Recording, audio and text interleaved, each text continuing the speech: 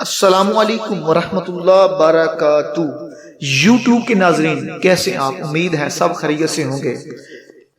بڑی ہی ضروری اور اہم گفتگو آپ سے کرنے جا رہا ہوں۔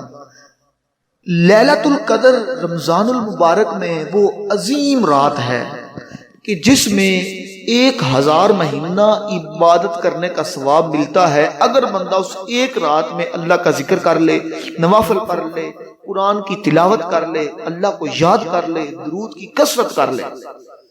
اب سوال یہ ہے کہ لیلۃ القدر کون سی رات ہے؟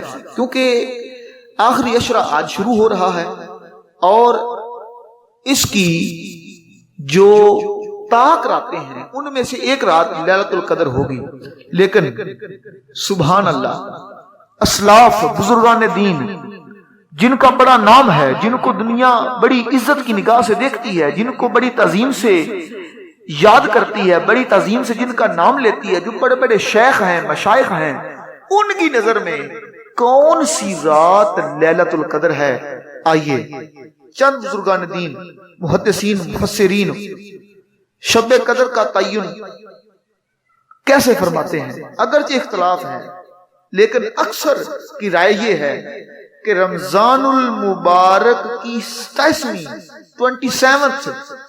جو نائٹ ہے، رات ہے، وہی شب قدر ہے۔ تفسیر سعدی جلد نمبر 6 اس کے اندر حضرت سیدنا ابی بن کعب رضی اللہ تعالی عنہ جو کہ صحابی رسول ہیں، وہ فرماتے ہیں کہ 27ویں رات ہی شب قدر ہے۔ حضور غوث العظم سیدنا شیخ عبد القادر جیلانی رحمت اللہ تعالی علیہ بھی یہی فرماتے ہیں کہ 27ویں کو شب قدر ہے، اور حضور کے صحابی حضرت عبداللہ ابن عمر رضی اللہ تعالیٰ عنہ فرماتے ہیں کہ 27ویں ہی شب قدر ہے۔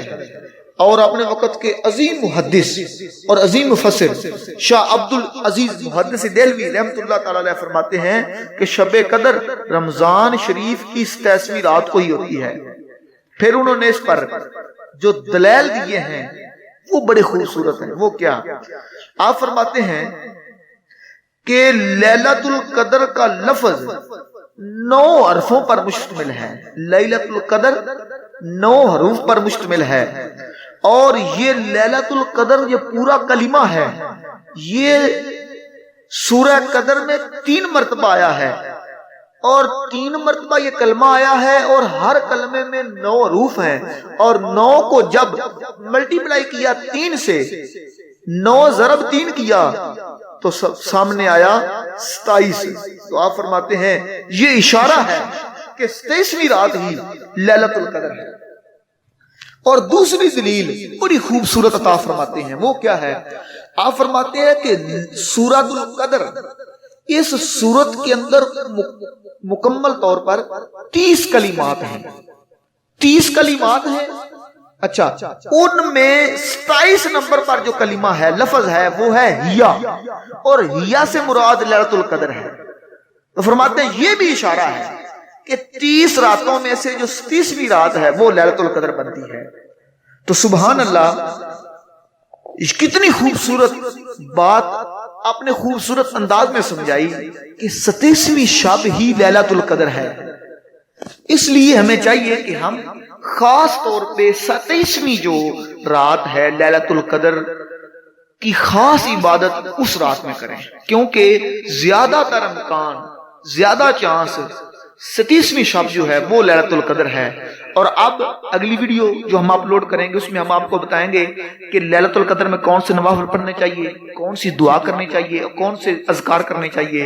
اور ہماری اگلی ویڈیو کا انتظار کیجیے، اور ہمارے چینل کو لازمی سبسکرائب کریں، اور آگے ویڈیو کو شیئر بھی کریں، لائک بھی کریں، کیونکہ یہ دین کا کام ہے اور اس میں آپ کا حصہ بھی شامل ہو جائے۔ السلام علیکم ورحمۃ اللہ وبرکاتہ۔